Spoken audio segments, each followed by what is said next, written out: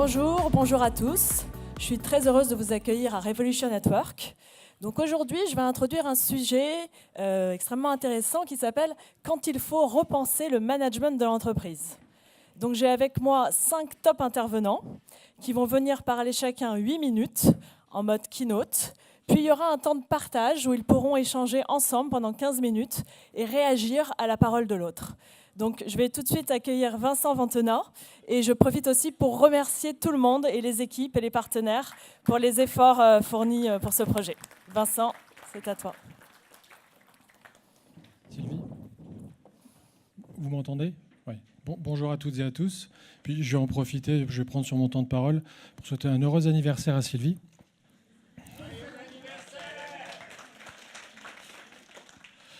Donc du coup, moi, je m'occupe de l'innovation chez Decathlon, un groupe international, 75 000 collaborateurs, et j'ai moins de 8 minutes maintenant pour vous partager ce qu'on a pu faire dans le groupe. Alors en fait, j'aurais pu vous donner quelques chiffres sur une récente étude qui vient de sortir où plus de 800 dirigeants de grands groupes disent qu'à 2020, l'un des facteurs qui sera le plus important de la création de la valeur sera la technologie et non pas le facteur humain. Pose quelques questions. Et puis j'ai aussi quelques chiffres, j'ai encore entendu très récemment, sur le fait que des étudiants qui sortent de l'école ont plutôt envie de travailler dans des start-up, petites à moyennes, et ceux qui sont déjà dans une entreprise ont aussi plutôt envie de rejoindre des start-up que de rester dans un grand groupe. Ça, c'est les constats. Et puis il y a 2 ans, nous, dans l'entreprise, on a fait le choix d'écouter aussi les acteurs de l'innovation d'entreprise. Vous savez que c'est un grand mot assez vague, mais qui est plutôt source de relais de croissance pour le groupe ou n'importe quelle entreprise. Et en écoutant ces acteurs, on a récolté un certain nombre d'éléments et on a plutôt fait le pari de miser sur le facteur humain, contrairement aux chiffres que je vous citais en introduction. Et en misant sur ce facteur humain, on a plutôt essayé de concrétiser dans la logique de l'accélération, de la création de valeur pour l'entreprise sur la création d'un espace. Donc j'entendais tout à l'heure la logique des tiers-lieux, évidemment, est un des éléments importants dans cette démarche. Et pour moi, pour le groupe, ce qu'on a mis en place, c'est un tiers-lieu avec des collaborateurs pour lesquels et avec lesquels, au travers de l'écoute, on a décidé de travailler à différents niveaux. Alors, sur le plan managérial, à la fois sur la dimension hiérarchique, la dimension fonctionnelle, mais également dans cet écosystème, l'ouverture par rapport à l'extérieur et au partenariat. Alors, l'expérience que je vais rapidement partager avec vous, c'est de vous dire comment est-ce qu'avec l'équipe, on a donc 5-6 personnes, on a décidé de vivre cette logique de révolution. Alors juste pour peut-être précision, le groupe, il y a 2 ans et demi, a basculé dans la logique d'entreprise dite libérée, donc sur 75 000 collaborateurs. Donc évidemment, chacun le gère en local. Quelques principes sur la responsabilisation et la subsidiarité, donc la prise de décision au plus proche du terrain. Et ce qu'on a décidé de dire avec l'équipe, c'est avant tout de travailler non pas sur un certain nombre de modèles type entreprise libérée, etc., qui viennent plutôt de l'extérieur, mais faire le pari de se dire, et c'est là où nous on a changé un peu le paradigme, que la meilleure façon d'être acteur sur les évolutions du management, c'était d'abord d'être acteur sur soi-même. Donc qu'est-ce que ça veut dire dans ma posture au quotidien, dans ma qualité d'écoute aux autres ? Donc avec l'équipe, on a travaillé sur chacun, à la fois individuellement et collectivement, sur cette capacité à être plus présent dans l'écoute avec les gens pour créer évidemment une richesse dans l'échange.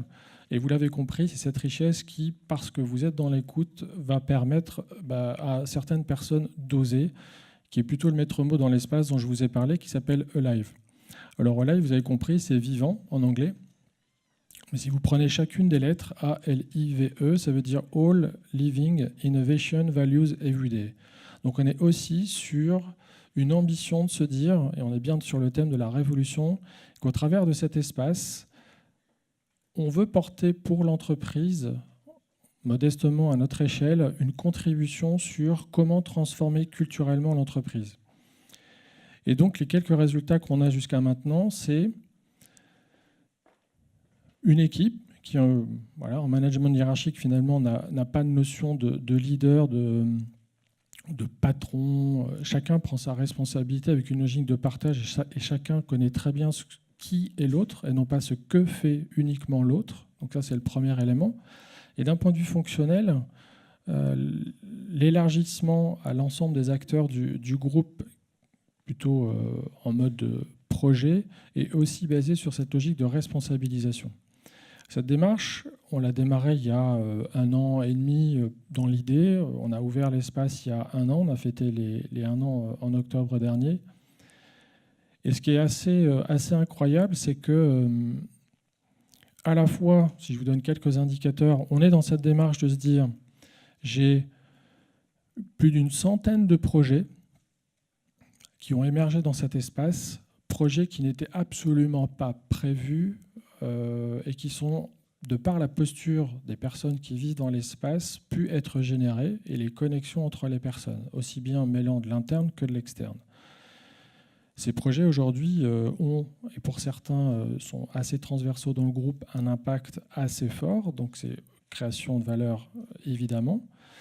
Mais on a aussi, au travers de ces indicateurs, créé un collectif qui est fort et fait émerger un certain nombre d'idées qui sont en devenir pour le groupe, tant sur la dimension managériale que sur la dimension produit. Alors vous allez me dire, au milieu de tout ça, il n'y a pas grande révolution. En fait, ce qu'on constate, c'est que, et paradoxalement, je vous le disais, on était plutôt dans un espace qui était au service des acteurs de l'innovation, donc plutôt des logiques type et métier. Je suis responsable de l'innovation et donc du coup, c'est important pour moi. Et en fait, ce qu'on a constaté, c'est que sur les plus de 4000 personnes qui sont venues dans cet espace, la plupart ne sont pas des acteurs de l'innovation. Ça veut dire que dans le changement culturel, on a commencé à faire prendre conscience que tout le monde pouvait être acteur de cette démarche, que ce n'était pas lié à une démarche de métier, que l'innovation n'était pas que sur le plan produit, service, mais aussi sur différents horizons tels que la logistique, le magasin, le service, l'informatique, etc., etc. Et donc cette dimension est extrêmement importante. Ça veut dire qu'on est en train justement de commencer en profondeur, mais aussi lentement, à impacter l'entreprise. Et surtout de se dire que la totalité de l'action qu'on pouvait imaginer sur des finalités produits, dans le mode de fonctionnement de l'entreprise, et c'est bien là le sujet de la logique managériale, c'est que si vous ne permettez pas à des collaborateurs d'être dans des conditions qui leur permettent de s'exprimer, donc de créer ces conditions, la conséquence pour l'entreprise d'une nouvelle idée, d'un nouveau produit, etc., aura énormément de mal à émerger. Donc moi, je vais juste terminer sur ce point et résumer. En étant à l'écoute des collaborateurs, de leurs envies, mais sincèrement avec la posture adéquate. Évidemment, ça passe par d'abord se changer soi.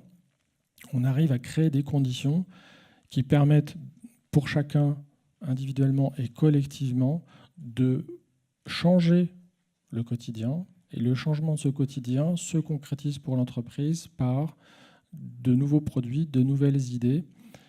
Aujourd'hui, c'est ce que nous on vit, très modestement, c'est en devenir. Donc voilà, moi je vais m'arrêter là sur mon témoignage, et puis je vais laisser le temps restant à mes collègues pour le partage. Vincent, c'est super, merci.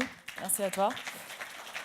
Et du coup, j'accueille Frédéric Lippi, président directeur général du groupe Lippi, qui va nous donner sa vision de ce changement de management.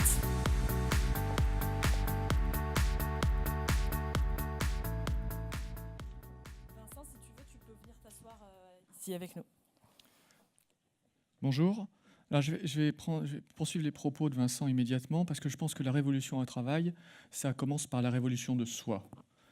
Et après beaucoup d'années d'observation des collaborateurs dans l'entreprise, j'ai observé qu'en fait, vous et moi, nous tous, nous ne cherchons finalement qu'à faire du mieux qu'on peut tous les jours. Et la transformation, ma transformation, c'est que j'ai acquis la conviction qu'on peut faire confiance et on peut faire confiance a priori et que la confiance, finalement, ça va être l'axe de la révolution. L'entreprise que j'anime avec... Alors, je vais me rapprocher un peu... Ah non, j'ai le chrono ici. L'entreprise que j'anime avec mon frère est une entreprise familiale qui, depuis une 50aine d'années, transforme une matière première qui s'appelle l'acier pour faire des clôtures. en transformant l'acier pour faire des clôtures, on essaye de résoudre un besoin de délimiter, besoin de se sécuriser. Pour 1000 raisons que je ne vais pas développer en 8 minutes ce matin, ce modèle qui a permis le développement dans l'entreprise n'est plus viable. Et il faut que l'entreprise elle-même, fasse sa révolution. Et sa révolution, elle va consister à passer de transformer le fer, F-E-R, en transformer la mitoyenneté, c'est-à-dire aller caresser le désir d'aménager ses jardins, son espace extérieur pour soi, pour vivre mieux, pour recevoir ses amis. Et donc pour transformer l'entreprise, pour passer du transformer le fer à transformer la mitoyenneté, eh bien on va tenter de transformer le fer, F-A-I-R-E. Alors transformer le fer, F-A-I-R-E, il y a peut-être 4 leviers qui ne sont pas séquentiels, mais je vais quand même les exprimer comme ça. Le premier levier, c'est l'élargissement du champ culturel des collaborateurs, c'est-à-dire les modèles mentaux ou la curiosité. Le deuxième, c'est le partage, enfin en tout cas l'émergence d'une vision partagée. Le troisième, c'est la collaboration par le dialogue. Et enfin, le leadership, parce que je pense qu'on peut tous être entrepreneurs, c'est-à-dire entreprendre, faire des choix. Le premier facteur, le premier levier, qui est l'élargissement du champ culturel, c'est comment est-ce qu'on arrive à faire en sorte que les collaborateurs de l'entreprise deviennent curieux. Nous, on l'a fait beaucoup par la formation, avec une particularité, c'est qu'on s'est aperçu que les collaborateurs de l'entreprise progressent et acquièrent des compétences beaucoup plus rapidement par ferveur que par nécessité. Et donc dans l'entreprise, on essaye de former tout le monde à des grandes thématiques transverses, lean management, design, internet, santé-sommeil.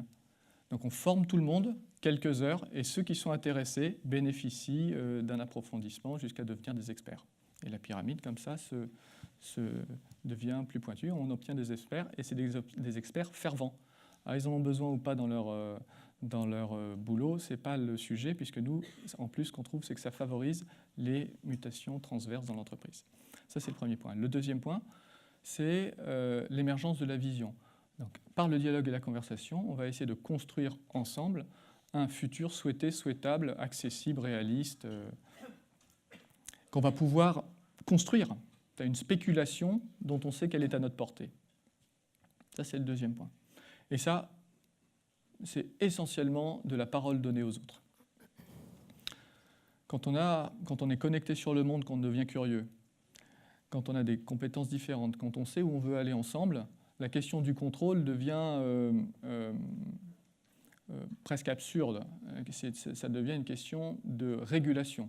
Et donc nous, la collaboration, on a abandonné le contrôle parce que c'est un peu sévère, mais on a significativement réduit les aspects de contrôle au profit de la régulation par la conversation. Et ça, on a créé des process pour ça. Une fois qu'on a des collaborateurs qui sont curieux, qui ont décidé où ils voulaient aller ensemble et qui savent se réguler eux-mêmes dans les actions qu'il y a à faire tous les jours, eh bien, on arrive au troisième point, et c'est le leadership.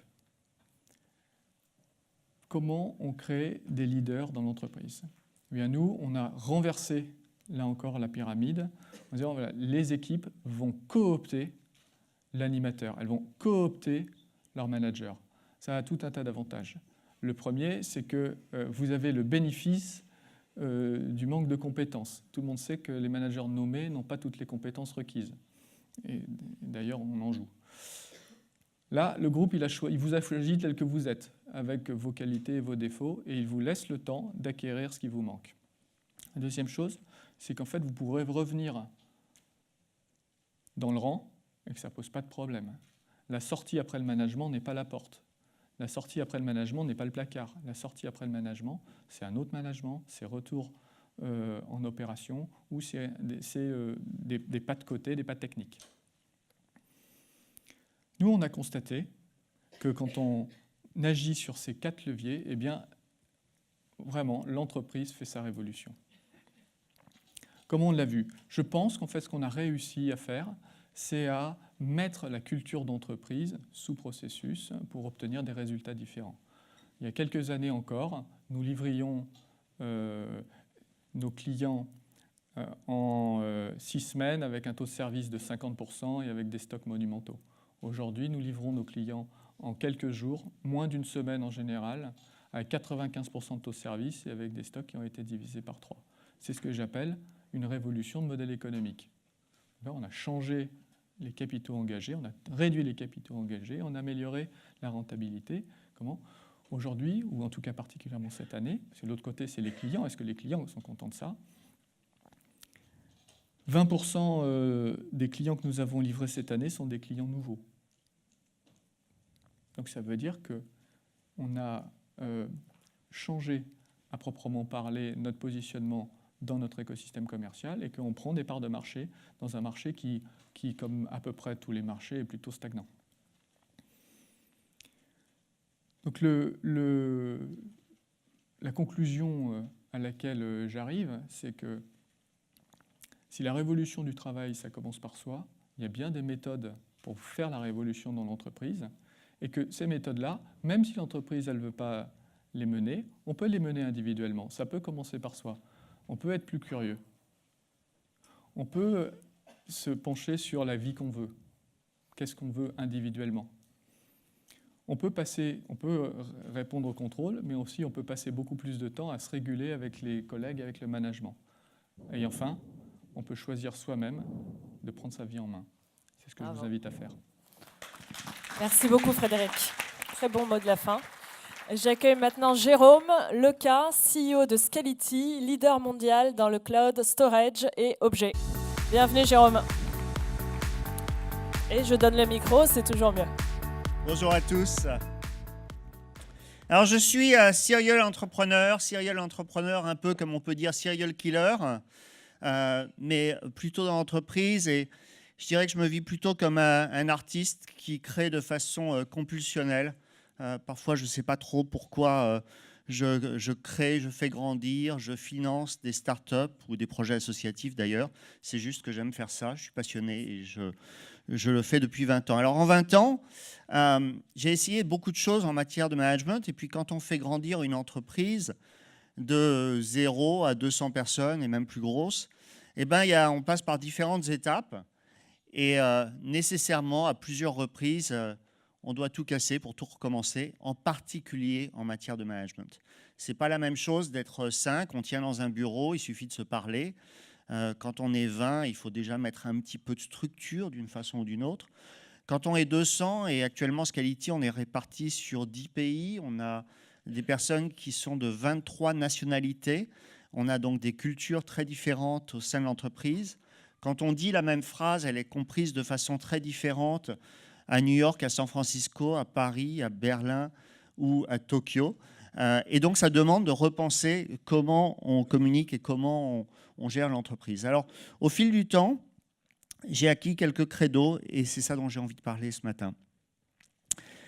Tout d'abord, je suis persuadé que tout part du management, tout part du dirigeant, tout part de l'équipe dirigeante et en particulier tous les dysfonctionnements partent de là. Et je suis très inspiré à ce sujet-là par le concept de Level 5 Leadership de Jim Collins, qui disait que le dirigeant, et ce qu'il fait, c'est dans un livre qui s'appelle Good to Great, il dit à la fin de la journée, ce qui fait qu'une entreprise passe de good à great, de bien à très bien ou exceptionnel, c'est sa direction qui doit avoir un mélange d'humilité et de volonté inflexible. Alors, de temps en temps, on se demande comment ça se combine. Et là-dedans, j'ai expérimenté tout plein de modèles, et en particulier, j'ai été très tenté à une époque par l'autogestion. Beaucoup de conversations. L'autogestion a ça d'extraordinaire qu'elle favorise la créativité. Elle favorise l'expression de soi au sein de l'entreprise. Et moi, je suis arrivé à la conclusion que l'autogestion pure ne fonctionne pas. Et le modèle que je prône est un modèle avec une direction forte, mais avec 3 gros principes. Un premier principe qui est l'écoute. Mais l'écoute, ce n'est pas juste de s'asseoir dans un fauteuil et d'être face à l'autre en écoutant et en bâillant. L'écoute réellement de l'autre, ça veut dire qu'au moment où on est en conversation avec l'autre, on a admis au moment où on s'assoit, où on engage la conversation, qu'on peut changer d'avis sur la base de ce qui a été dit. Et quand je parle d'écoute, je parle vraiment d'écoute de chacun avec chaque autre de l'entreprise, quels que soient les rôles, quels que soient les titres, quels que soient les départements. Et il est souhaitable que l'ingénieur puisse être changé d'avis dans ses concepts techniques par une conversation avec quelqu'un qui n'est pas du tout technique, un commercial par exemple. Donc premier principe, c'est l'écoute. Le deuxième, c'est la confiance. Mais qu'est-ce que c'est la confiance? Il y a bien un terme qui est galvaudé actuellement, c'est le terme de confiance en particulier dans l'entreprise.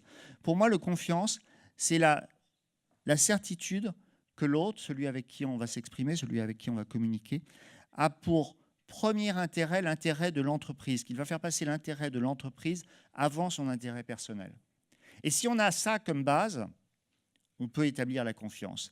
Si on est toujours dans le doute que celui à qui on parle, et c'est en particulièrement vrai de l'équipe dirigeante, va faire passer son intérêt personnel avant l'intérêt de l'entreprise, alors c'est très difficile de créer quelque dynamique que ce soit dans l'entreprise.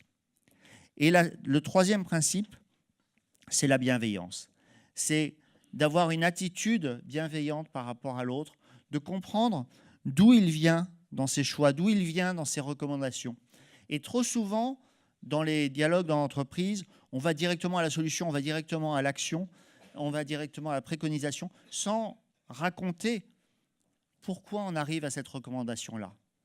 D'où ça vient? Quelles sont nos contraintes internes? Qu'elles soient d'ailleurs propres au fonctionnement à l'intérieur de l'entreprise ou qu'elles soient propres à l'individu qui parle, propre au soi qui est en train de parler.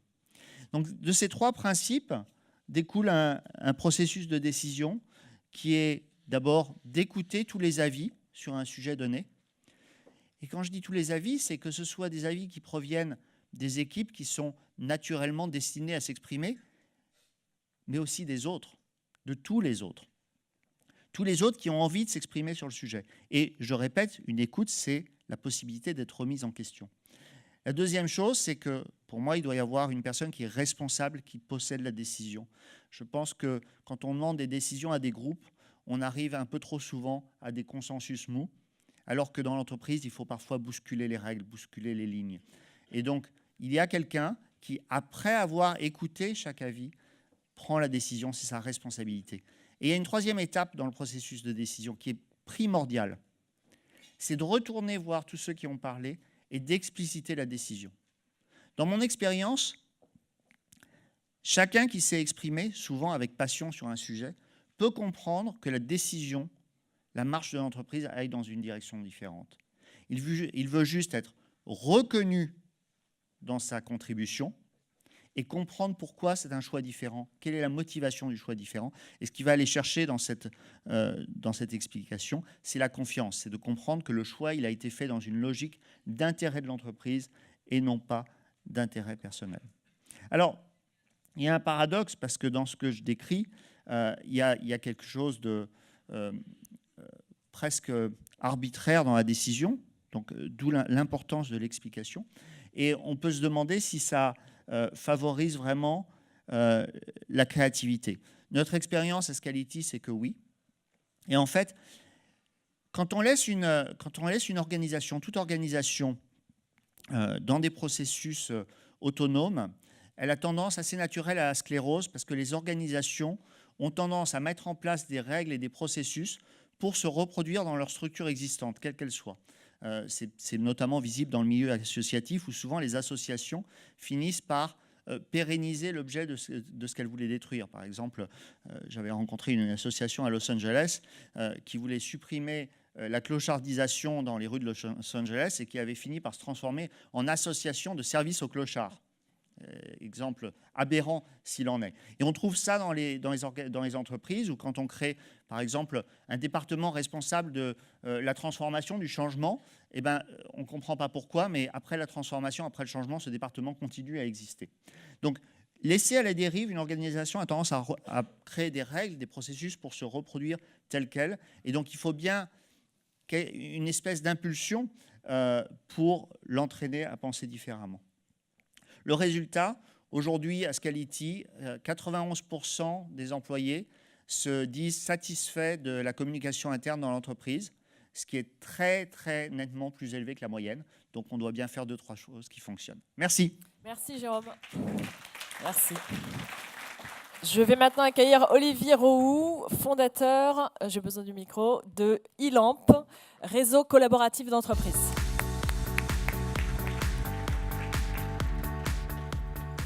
Alors, bonjour à tous. Moi, quand on m'a dit de venir ici, on m'a dit il va falloir que tu tiennes un discours de vérité, il ne faut pas que tu vendes ta boîte, tout ça, tout ça. Bon, je suis start-upper et en plus, j'ai pas de slide. Alors, un discours de vérité, ça va être bon, je vais faire ce que je peux. Donc, finalement, je vais être honnête, discours de vérité, j'ai pas fait d'école de management, j'ai pas fait d'école de commerce. J'ai grandi, j'ai été éduqué par 2 parents qui ne connaissent pas du tout l'entreprise. Mon père est prof, alors effectivement, il manage des enfants. Ma mère est pédopsychiatre, alors effectivement, elle manage aussi des enfants. Et bon, je suis peut-être leur plus belle réussite, je ne sais pas. Au niveau du management, moi qui ne supporte pas la hiérarchie, qui va vachement de mal avec l'autorité. Bon. Donc finalement, je n'ai pas d'expérience dans l'entreprise. Mais c'est peut-être ça la qualité qui a fait que j'ai peut-être cherché à innover, j'ai peut-être innové, je ne sais pas. Pourquoi ? Parce qu'évidemment, je le vois tous les jours quand je travaille, quand j'ai la tête dans le guidon, je ne réalise pas que l'innovation est ailleurs. Moi, ma seule expérience professionnelle, c'était à la SNCF. C'était 6 mois. À un moment, j'ai cherché à innover. Alors, s'il y a des gens de la SNCF... je travaille maintenant avec la SNCF et en fait, ils vont innover avec moi, donc c'est bon, n'inquiétez pas. Et donc en fait, moi j'ai cherché à innover, il fallait rajouter une colonne dans une fiche technique assez complexe, etc. Donc je suis allé voir mon manager et je lui ai dit, bon, j'aimerais bien proposer ça à celui qui fait la fiche technique, etc. Et ça. Il m'a donné une sorte de dossier comme ça à remplir pour ajouter une colonne. Voilà. Donc quand j'ai réalisé que bon, l'innovation... c'était plus de la castration de l'innovation, enfin, tout ça. J'ai décidé de créer ma boîte, parce que là, au moins, j'avais l'impression de liberté. Je suis parti de la fameuse génération start-upper, etc. Et donc, j'ai pris mon bâton de pèlerin et rencontré énormément d'entreprises. Et donc, j'ai appris ce que c'était le monde de l'entreprise, en fait, en rendez-vous, alors que je voulais innover dans l'entreprise, alors que je ne la connaissais pas. Donc, j'ai rencontré pas mal de personnes, comme Vincent. Voilà. Et donc, j'ai appris des termes comme GPEC, ok, intéressant, grille tarifaire, fiche d'évaluation, bilan annuel de compétences, plein de choses que je ne connaissais pas du tout. Alors que j'avais déjà une idée pour l'entreprise, alors que je ne connaissais pas l'entreprise. J'ai aussi regardé la société en parallèle. Qu'est-ce qu'elle est en train de devenir ? On parle énormément en ce moment de l'économie collaborative. Donc, qu'est-ce que l'économie collaborative ? Donc, évidemment, pour ceux qui ne savent pas encore trop ce que c'est l'ensemble de ces initiatives, l'ensemble de ces plateformes qui, en fait, connectent en temps réel l'offre et la demande entre elles, finalement. Donc, c'est plein de particuliers qui vont à la fois décrire leurs compétences, d'autres particuliers qui vont décrire leurs besoins, et ces outils vont connecter en temps réel cette offre et demande. Ce qui est assez impressionnant en fait avec ces plateformes-là, c'est qu'on redonne de l'indépendance finalement aux individus. Je peux à tout moment dire voilà, je détiens cette compétence, je n'ai pas 40 validations au-dessus de moi pour dire que je détiens cette compétence. On me fait confiance sur ces plateformes. C'est la foule, l'autre personne qui a un besoin, qui va se connecter avec moi, qui va réaliser si j'y tiens la compétence ou pas. Je dis souvent que sur Blablacar, par exemple, c'est pas Blablacar, c'est pas le site web qui dit que vous êtes un bon conducteur, c'est la foule. Mais imaginons maintenant qu'on applique le même modèle au monde dans l'entreprise. Et c'est ce que j'essaye de faire. Imaginons que demain, chaque collaborateur va pouvoir déclarer des compétences sans forcément que tout de suite un manager aille devoir la valider. Imaginez aussi une entreprise où ça soit aussi facile que sur Uber de trouver le bon collègue qui va pouvoir vous aider pour résoudre une problématique métier, sans que vous ayez à demander à son manager s'il a le droit de passer du temps avec vous pour vous aider sur cette problématique métier. Imaginez demain que n'importe qui puisse avoir un projet, et qu'il ne soit pas manager, mais puisse avoir un projet, avoir la capacité de regrouper une équipe et qu'on lui donne du temps pour réaliser son projet. J'ai bien compris avec Live, c'est un peu le principe. Voilà. J'en arrive au temps de ma définition de conclusion. Parce que, évidemment, bon, là, j'ai tenté de faire quelque chose sans slide, mais j'ai un petit théorème que je me suis écrit pour conclure. On dit que les machines vont remplacer les humains car les machines sont parfaites, elles ne feront jamais d'erreur. Mais alors, si on suit cette définition, les seuls humains qui seront encore recrutés finalement dans les entreprises seront des humains qui auront pour fonction de faire des erreurs. Car l'erreur est humaine. Mais alors, si sa fonction est de faire des erreurs, c'est que sa fonction est de faire des choix. Faire des choix, c'est décider. Décider ? Décider pour qui ? Vu que ce seront les uniques survivants du monde de l'entreprise de demain. Décider entre décideurs, décider pour d'autres décideurs, il y a quelque chose qui ne va pas. Il ne restera donc alors plus qu'une seule décision possible, c'est décider pour soi-même. Mais attendez, décider pour soi-même, c'est être un entrepreneur. Donc par définition, si je ne me trompe pas, l'entreprise de demain sera constituée uniquement d'entrepreneurs qui auront l'obligation de faire des erreurs tous les jours, au quotidien, pour ne pas être remplacés un jour par des machines. Merci beaucoup. Merci beaucoup, Olivier. J'accueille maintenant Jérôme Delaveau, qui est CEO de Human to Human, société digitale corporate du groupe Hopscotch. Bonjour tout le monde, CEO, ça pose le management. Je m'appelle Jérôme, j'ai près de 20 ans d'expérience professionnelle avec un état d'esprit et un statut principalement d'entrepreneur. Alors, j'ai fait un rapide séjour par le salariat, post-stage de fin d'études, plutôt pour échapper à la conscription. Et puis, la bulle, les années 2000, m'attire naturellement vers la création d'entreprise.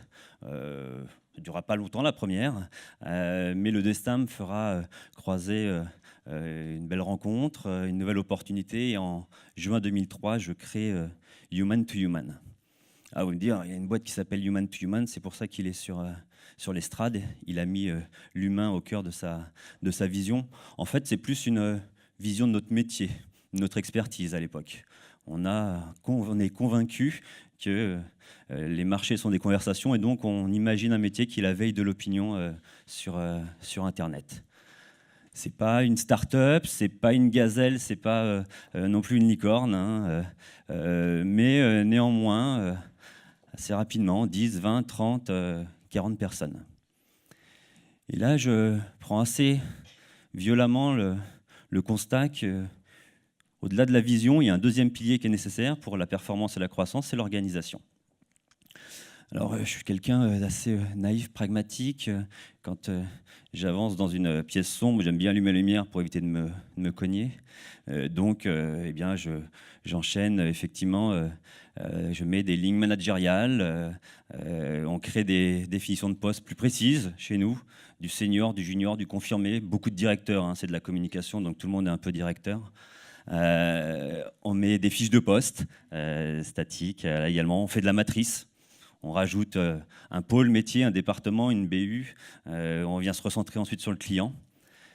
Et puis, un constat néanmoins, c'est effectivement, assez rapidement, des remontées. Manque de clarté dans l'information, du flou dans la prise de décision, des vrais problèmes de communication interne, même dans des entreprises de taille modeste comme la nôtre. Alors on a adopté des décisions aussi, la classique, recueil des besoins, analyse tout seul dans son coin, le petit séminaire à la campagne, et on redescend à une nouvelle organisation. Et puis après l'avoir fait 1, 2, 3 fois, on a dit stop avec mon associé, et on s'est dit, plutôt que de changer le pansement, on va penser le changement. C'est pas de moi, mais je l'aime bien. Alors on venait d'intégrer un magnifique groupe, Hopscotch, Place des Victoires, et ils ont mis en place un aménagement horizontal. Alors on s'est engagé dans une organisation horizontale et on est parti, c'est comme Top Chef, on part en cuisine, on est parti en holacratie. Alors généralement les gens vous disent en allocratie, en hélocratie, peu importe, il n'y a aucun dogme derrière cette technologie. Ce qui nous a intéressés, c'est plutôt ces principes directeurs qui résonnaient favorablement avec nous et qui finalement sont beaucoup de bon sens. Le sens, c'est certainement l'un des premiers éléments clés de la démarche de notre nouvelle organisation. Donner du sens, donner de la voix, le sens commun, comment emmener l'ensemble des collaborateurs, ça a été définir notre raison d'être. C'est quoi effectivement ce phare, cette étoile polaire qui doit guider l'ensemble de nos actions? Il faut trouver ce sens commun pour que chacun effectivement aille dans la même direction. Et on a fait en sorte d'aligner notre organisation, les énergies, sur cette raison d'être. La deuxième chose que l'on a fait dans notre nouvelle organisation, c'est qu'on a construit notre organisation non pas autour des hommes, mais autour du travail. On a séparé les hommes de l'organisation. Fini l'organigramme fonctionnel, fini les fiches de poste, et on a mis en place des rôles. Des rôles parce qu'il y a une dynamique d'action, effectivement, dans ce rôle. Et ce rôle, c'est, moi qui ai cet esprit entrepreneur, finalement, du micro-entreprise. C'est de l'entrepreneuriat. Le rôle, c'est un couloir aérien pour chacun des collaborateurs qui a le cadre de son leadership, de son autorité, de son terrain d'action. On a finalement redistribué l'autorité, les pouvoirs au sein des collaborateurs à travers ces rôles. Un collaborateur n'a pas un rôle, un collaborateur a plusieurs rôles. C'est là que c'est intéressant, ça évite parfois qu'il soit simplement retrouvé en bas à droite de la pyramide. Et il est effectivement leader dans son rôle et dans son terrain d'action. Et les autres sont suiveurs des rôles du reste de l'organisation.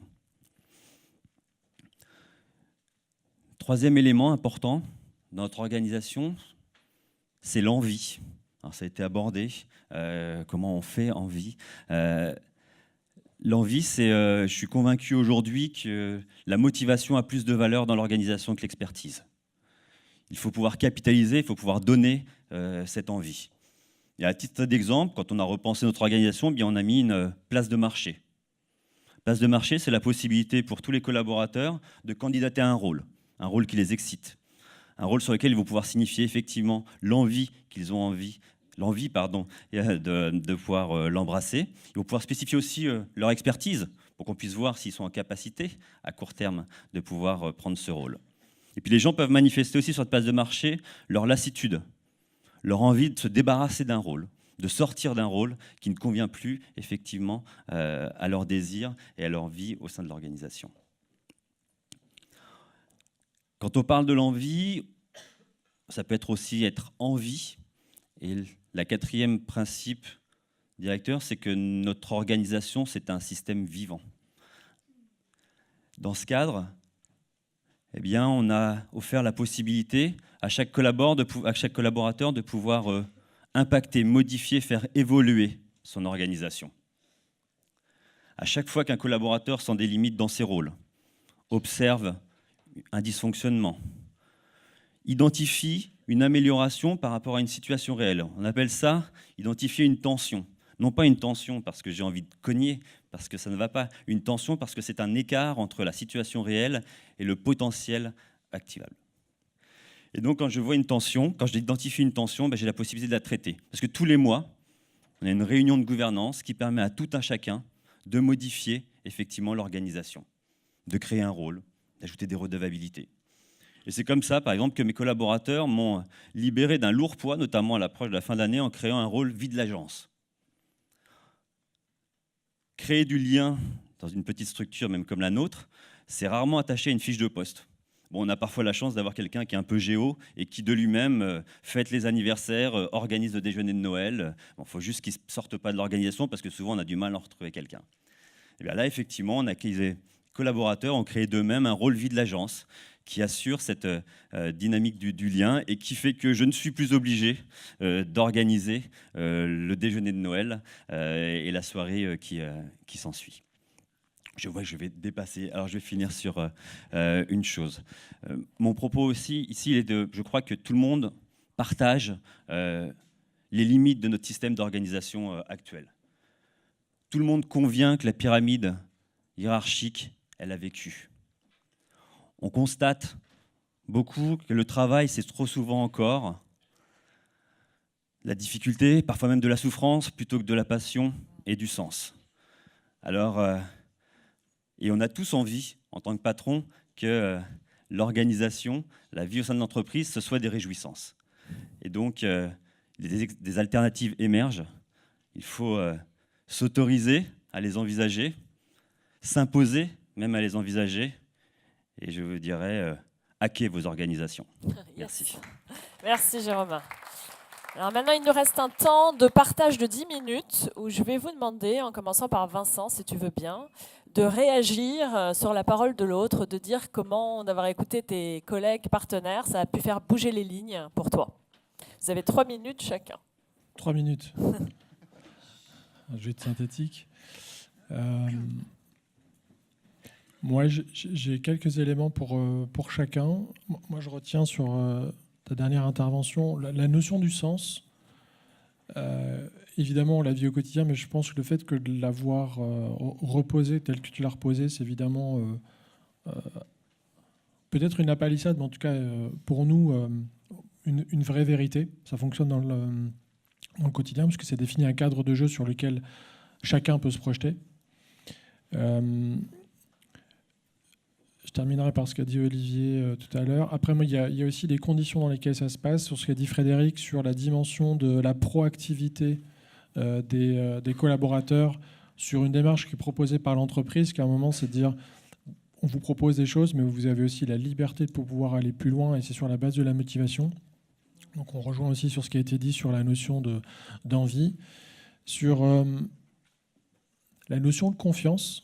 Moi, j'aime bien cette notion-là, et j'ai aussi ressenti derrière une dimension qui est associée à un équilibre entre l'ego et la mise à disposition de chacun de l'entreprise. Et donc c'est un équilibre qui au quotidien n'est pas simple, parce qu'on est tous animés sur du résultat, avec un compte d'exploitation et des KPI qui sont extrêmement tangibles. Et donc, évidemment, on peut penser à soi et à son résultat. Et des fois, on oublie aussi la dimension finale pour l'utilisateur.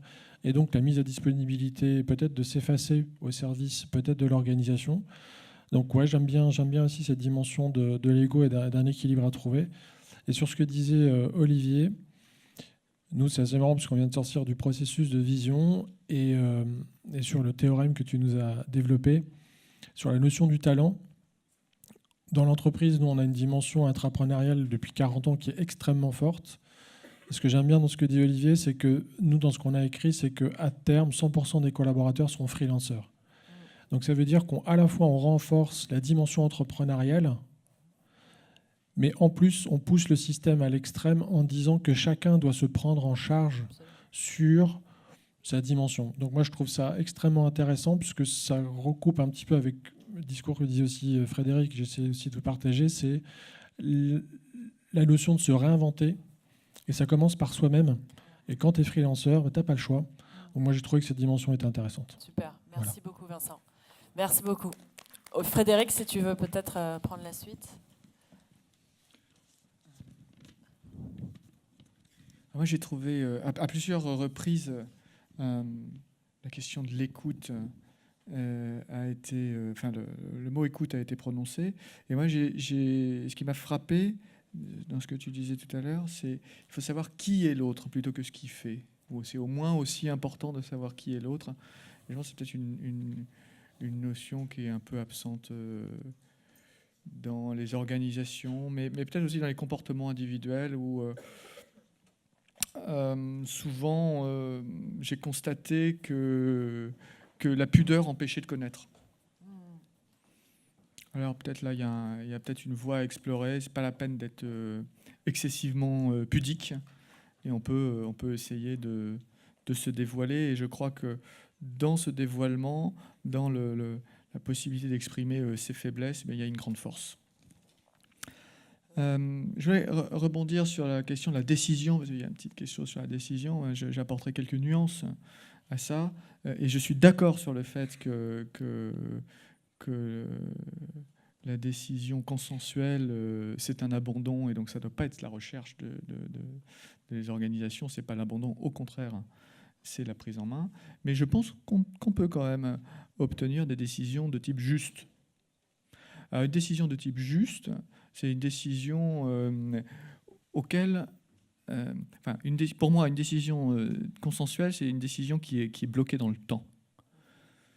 Et une décision de type juste, c'est une décision qui aura passé le consensus et qui aura laissé le temps à chacun de mûrir pour arriver à ce qui doit être fait. C'est juste une question de timing. Et que je sais bien qu'on dit oui, on est tout dans des deadlines en permanence. Oui, mais on a des centaines de choses à faire. Et peut-être que on peut changer de priorité aussi sur les décisions à prendre. C'est le deuxième point. J'ai beaucoup aimé évidemment la conclusion. Je ne vais pas revenir dessus. J'ai relevé, c'est vrai que c'est un paradoxe, mais effectivement, on structure pour essayer de fluidifier la communication, et la réalité, c'est quand même qu'il y a beaucoup de choses qui se perdent en route, et qu'il n'y a rien ne vaut la communication de type bande poisson, réduite à son minimum, mais très efficace.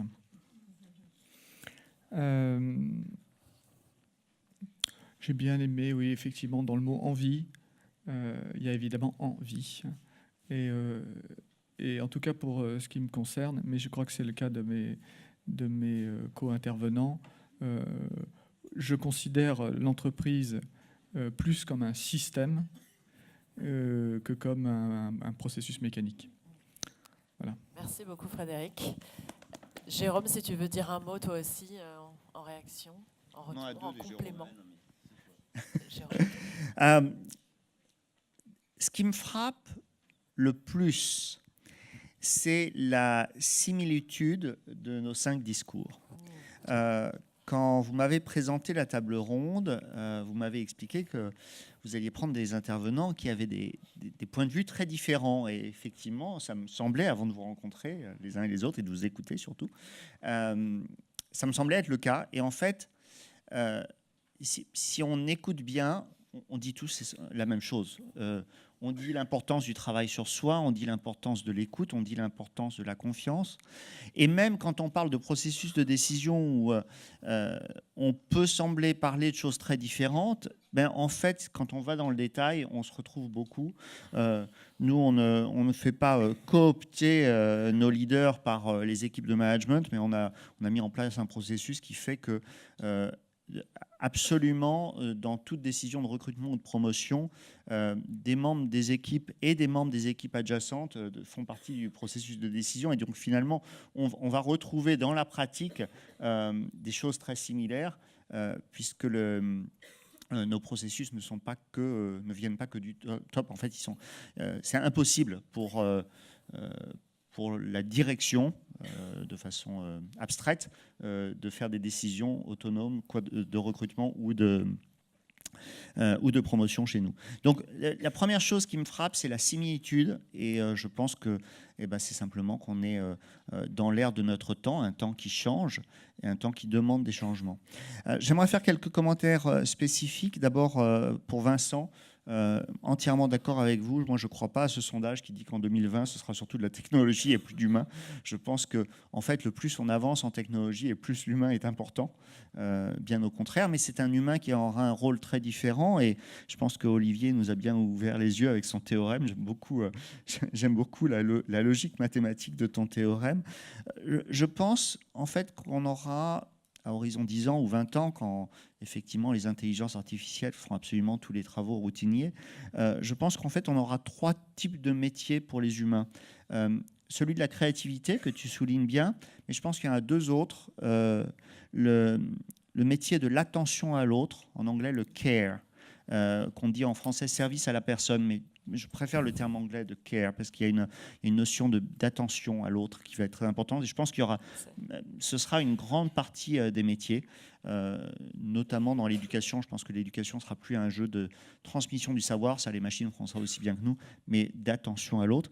Et puis il y a un 3e métier qui, à mon avis, va continuer à perdurer, c'est l'artisanat. Un exemple d'artisan, c'est le plombier ou c'est le coiffeur. Je pense que je suis prêt à avoir une opération, par exemple, une ablation de l'appendicite par un robot, mais me faire couper les cheveux, non, pas encore. Donc, il y a des métiers d'artisanat qui vont perdurer, à mon sens. Voilà, d'autres commentaires, mais je veux tenir dans mes 3 minutes. Merci. Merci beaucoup, Jérôme. Olivier, je te laisse prendre la main, effectivement.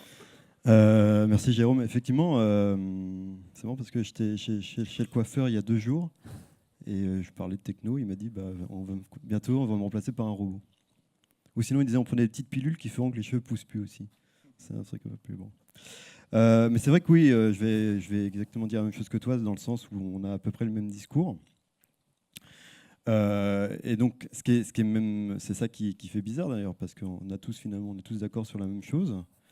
Donc finalement, qu'est-ce qui se passe? Parce que moi, j'entends tous ces discours, donc fin du salariat, horizontalité, etc. Donc effectivement, chez toi, Vincent, ça a l'air de marcher.